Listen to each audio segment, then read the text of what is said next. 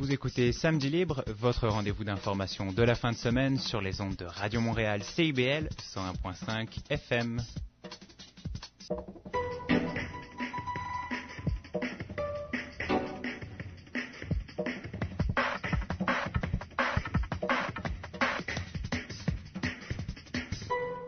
Midi 55, le dernier et non le moindre, Grégory Dobel, pour sa première collaboration avec nous à Samedi Libre.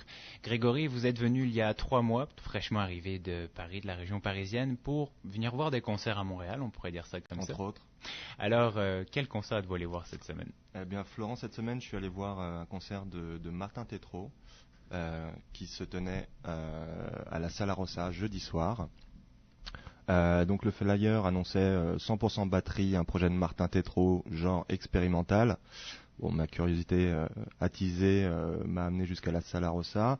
Martin Tétrault est platiniste, chirurgien sonore, chercheur en son tourne-distique, adepte de la boucle biscornue. Son instrument, c'est un set de 4 platines pluguées à une petite table de mixage. Ça lui permet de doser, d'équaliser, de torturer la matière sonore. Et ce soir-là, les platines de Martin Tétrault faisaient face à 9 batteries disséminées dans la salle rose.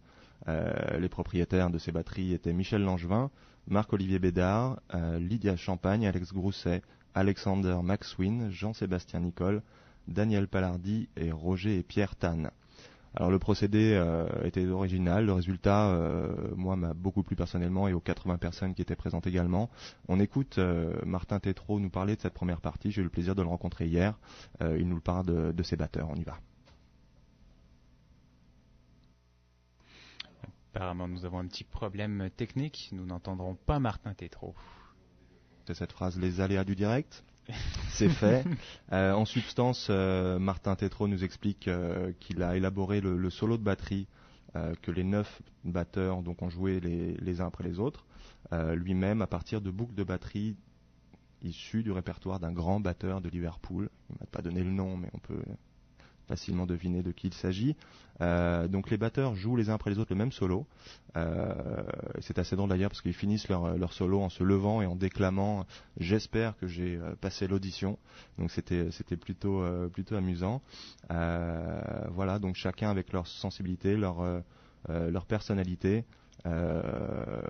Voilà, des batteurs de jazz, de rock, de métal. Donc un procédé intéressant qui nous a démontré en live. Et merci Martin pour ça, qu'une partie son n'est pas figée, qu'elle laisse une place importante à la sensibilité, à la personnalité des musiciens. Voilà, donc c'était une première partie tout à fait surprenante et intéressante. Après ces 9 solos de batterie, Martin s'est installé à sa table de travail pour interpréter une pièce d'une 20aine de minutes. Et là, bon, le visuel est intéressant, il est assis, les yeux rivés à ses platines et à son mixboard, ultra concentré, et il enchaîne les vinyles en jouant du fade et du potard sur sa table de mixage. Alors on pourrait croire que son art ne fait que s'écouter, mais il n'y a pas de performance live sans visuel, aussi minimaliste soit-il, et la gestuelle de Martin Tétrault, ses yeux, ses expressions, son visage en font un artiste à écouter et à voir, c'est sûr. Donc c'est un univers tout à fait particulier qui nous propose de parcourir en sa compagnie, et personnellement j'ai fait un beau voyage. Il termine sa pièce en secouant la table, il fait sauter les diamants, les platines font des sons pas croyables, il jette des galettes sur les platines en train de jouer, enfin c'était un peu foufou. Il va nous parler de cette pièce parce que le petit problème technique est réglé, je crois, donc on l'écoute tout de suite. C'est un solo de batterie avec juste des disques, des extraits sur vinyle de passage de batterie en solo. Donc, encore une fois, qui est issu de différents styles de batterie. Donc, il y a des batteurs de rock, de jazz, de heavy metal, de blues. Le solo que je fais sur vinyle, il est divisé, il est construit de la même façon dont quelqu'un fait l'apprentissage de la batterie. C'est pour ça que tu as vu vers la fin, c'était très la pétaratade. Et je finis tout le temps ce solo-là d'une façon, donc, avec les mêmes matériaux. Oups, on retombe plus dans le langage du tourne-disque. Donc, ça devient très abstrait. Donc, des bruits de l'arsène de tourne-disque. Tu jettes les galettes dessus. Oui, voilà. Puis boum, donc là, vraiment avec les mêmes matériaux. Oups, on est rendu complètement dans un autre univers, sans utilisation de procédés électroniques autres que l'amplification et la force de l'électricité. Voilà, donc Martin Tétrault, que j'ai rencontré hier, qui m'a fait le plaisir de me recevoir avant son show à la SAT. Donc mille merci Martin de m'avoir reçu comme ça spontanément, je n'avais pas rendez-vous.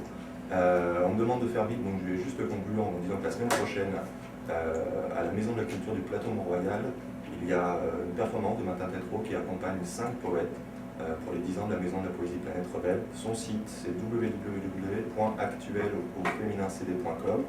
À ne pas rater la semaine prochaine, The Damn Truth, qui joue à l'Utopique jeudi prochain. Voilà, merci beaucoup et à très bientôt. Donc Grégory, vous avez réalisé un rêve de dire les aléas du direct. Vous avez aussi aimé l'expérience du concert de Martin Tétrault. On vous retrouve la semaine prochaine. Merci Grégory. Merci Florent. Et je remercie tout le monde autour de la table. Désolé de ne pas vous nommer, mais on n'a plus le temps. On part tout de suite.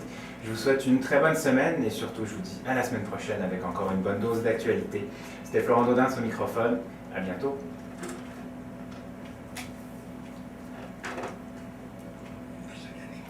S'éveille avec l'arrivée du festival Vue sur la relève présenté par l'Auto-Québec.